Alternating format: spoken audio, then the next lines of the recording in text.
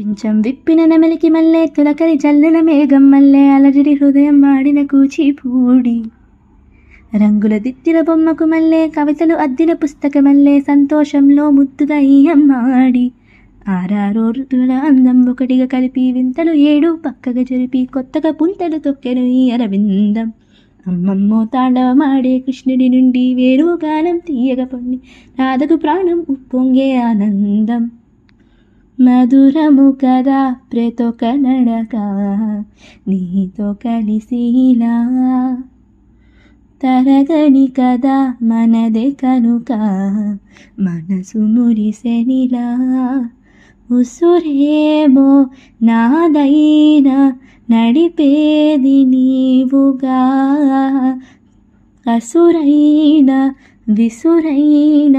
విసుగైన రాదుగా.